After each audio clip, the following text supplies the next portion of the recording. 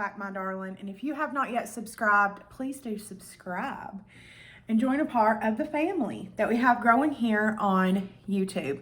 And while you're down there hitting the subscribe button, because I have faith that you will, also turn your notifications on for all notifications and become a part of the Morgan Shay Notify gang. So today I'm coming to you with a fresh off the press story time. And what I mean by fresh off the press means that I literally just finished writing this in my book of my life today. And I thought, you know what? Instead of my thoughts on Tana Mojo, I think these may be pretty clear. Let's do a story time and we'll do Tana on Sunday. So this story is fucking hilarious to me now, looking back. In the moment, it was not. In the moment, I was like, this has got to be a joke. Somebody's got to be joking me. I'm being punked. Somebody's about to jump out of the bushes. This is the thing. So we're going to go back to my very first townhouse apartment that I have a lot of story times about on this channel. And I was living with my very first horrible roommate, okay? And she was messy. I've told you guys about this before, but oh girl would leave shit everywhere. She did not clean, and also, side note, she was raised this way. In this story, we're going to call her Betsy because messy Betsy. We're going to call her Betsy. So this in particular day was on a Saturday, and I was pissed. I was furious. She was so fucking messy. I was almost to my limit. I was losing it. And the guy that I was talking to at the time, he comes over and he's like, what is the deal? I was like, I'm so over it. I'm over it. She is so fucking messy, bro. I can't stand it. I cannot stand living with her no more. And so he's like, he was just very much against drama. He hated drama at all cost. So he was willing to literally clean up after her ass to keep me from going off the hinges. And I'm the type of person, like I've told you guys before, I will let shit build and build and build and build and build and build and build, and then I'll blow. So I won't confront you each individual time that you fuck up. I will let that shit build to a mountain. It will be literal Mount Everest before I explode. And that's where we were. We were at Mount Everest. All of a sudden, and mind you guys, me and him had been out. We get back, the house is a disaster, she's gone. Me and him are cleaning it. So, oh my God. Me and him are cleaning this apartment, and all of a sudden you can hear something moving around in her bedroom. And I kind of look at him and he kind of looks at me, and we're like, nah, because it didn't sound like a person. You can hear the difference in between, that weight. You know what I'm saying? This sounded like an animal. And I was like, no way. She wouldn't have an animal in here, because our landlord was very, very, very, very, he did not want animals in this house. He didn't want a goldfish. He didn't want a dog, a cat, nothing. You weren't allowed to have shit in these apartments. And I told her that. She knew this. And also, if you're familiar with this townhouse, all of my roommates, except for the final one, was on month-to-month leases, because that's how shitty my roommates were. I was ready to get rid of her already at the end of this month. This was my final straw, okay? We end up getting the kitchen cleaned up, and y'all, it took us 2 hours. It was disgusting. In this apartment, the dishwasher was a mini dishwasher, so you could only put probably half of a normal load of dishes in there. It was very small, and it would hardly fit 2 full pans on the bottom rack. It was a very small dishwasher.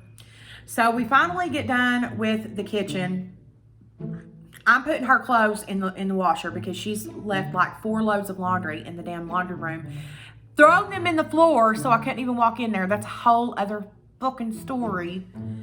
If you all want a full-on story about this bitch, let me know, because I could go on and on and on and on and on. I'm in the laundry room, okay, and I'm moving stuff from washer to dryer, all this shit. I'm moving around, so I'm not listening, okay? We'll call my boyfriend at the time David. David comes in and he's like, Morgan, what is up there? And I said, did you hear it again? And he said, yeah. He said, there's an animal up there. And I'm like, well, let me try calling her. So I try calling her. She doesn't answer. I call her back to back to back to back to back. She doesn't answer. I text her. She doesn't respond. By this point, we're watching a movie on the couch and I can hear scratching at the door. And I'm like, no, I'm not getting charged for these doors, because I know that Betsy ain't going to be paying to have no doors painted or changed or nothing. She's not going to pay to have carpet changed. She's not going to pay for none of that shit. So I go up to her room and open the door, and there's a goddamn Rottweiler in her bedroom. I want you guys to also keep in mind that Betsy had been gone all goddamn day. When I left for work that morning, she wasn't home. When I came home to change to go to dinner, she wasn't home. When me and David got back from our date, she still wasn't home. She had left this Rottweiler, this poor Rottweiler, up in this little bitty bedroom. This room was the size of like a probably medium-sized walk-in closet. Like, for real. It was a very small room. And she left this Rottweiler in there, and her room was absolutely disgusting. And if you have heard some of the stories about her, then you know, oh girl also liked to leave garbage of goddamn trash all in her room, everywhere. There would be random bags of garbage. And this wasn't like old clothes, socks she don't wear, any like Goodwill stuff. No. No, this was like half-eaten steak, goddamn a bite of a hamburger, a grilled cheese, a bowl of cereal she dumps with like milk so it would be dripping all the way down. Nasty. Like her freaking period month shit in the bag. Like, she was gross. And her room smelled grotesque. I literally ended up putting a table, like a little bitty circle table outside of her door, and I would literally light candles there every day. Every day. And y'all, I was not raised this way. I was not raised this way at all. Like, we were raised to keep our shit clean. And if we didn't, we were like grounded. We get our ass busted. Like, my mama did not play with that shit. I wasn't used to this. And mind you, we had had hundreds and hundreds and hundreds of conversations about, Betsy, clean your room. Betsy, please don't leave bags of trash in there. Betsy, please pick your shit up. Betsy, please clean the kitchen. Betsy, please don't leave messes like this. Like, all of the time. And like I told you guys also before, she would leave for days with no notice, nothing. And she would not answer the phone in those times, because there would always be something. There would always be something that would happen. You know, she also had a mini fridge in her room that would blow the breaker all the time. And my landlord literally came and took it out of her room. Literally came and took it out of her room one time because it blew the goddamn breaker. She had the door locked. And I am not going to go without outlets in the house. Anyways, now that I got through that rant, again, if you want a more in-depth story time about this bitch, let me know. So I see there's a goddamn Rottweiler in her room. And David is in the living room. And I'm like, David, get up here. And as he's walking up the steps, he's like, is it a big dog? And I said, it's a goddamn Rottweiler. And the Rottweiler has to go so bad. I left the door open when I went to go over to the steps to talk to David. The Rottweiler rushes to the front door like he had to go so bad. This poor baby held his bathroom the whole time. So I let him out, whatever. Well, like I told you guys before, this whole street was apartments, like different apartments. There were duplexes, apartments, townhouses, etc. And one of the neighbors is like, is that our dog? And I was like, I don't know, is it? Like, it was in Betsy's room. I don't know. It could be, is it? And she's like, yes, it is. Betsy's supposed to be dog watching for me for the next 2 days. And I was like, okay. She was like, yeah. She was like, I can't have my allergy shot for another couple of days. So she's watching my dog for me for the next few days. And I'm like, well, we can't have dogs in our apartments.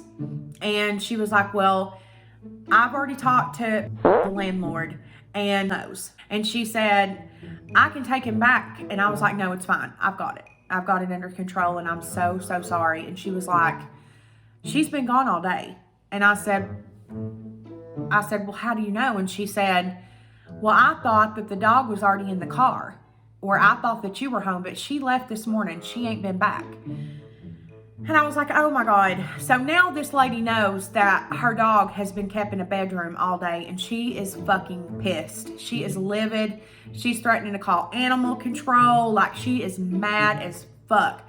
Blowing up Betsy's phone. Betsy's not answering because Betsy doesn't care about anybody but Betsy. Nobody. So fast forward, the dog goes back home. Mind you, Betsy doesn't come home the whole weekend, nor does she answer for myself or our neighbor. So I have my come to Jesus meeting with Betsy. Fast forward, Betsy moves out, okay? Now, like I told you guys, Betsy left everything there. Me, my boyfriend David, my sister, her boyfriend at the time, now husband, like a bunch of my friends and their boyfriends. It took us like 3 days to get all of this shit out of a closet-sized room. It was so disgusting. And David and my sister's boyfriend, and I think it was our neighbor's boyfriend, they were getting the last bit of stuff. So it was a bed and a dresser. I had tried to contact Betsy for weeks to come and get this shit, or we were taking it to Goodwill, because my new roommate was moving in. So I needed her shit out of there. And she wouldn't answer the phone. So I finally sent her the last text the night before, and I was like, look, if you're not here by 2 p.m. tomorrow, your shit's going to Goodwill. So all I remember, we were down in the living room, and we had literally like 30 bags of trash. If me and the people that I've talked to who were there and were witnesses, if we all remember correctly, it was 27 bags of trash from this bedroom, and only 4 of them were clothes. Oh yeah, it was disgusting. It was literally a hoarder's paradise. It was gross.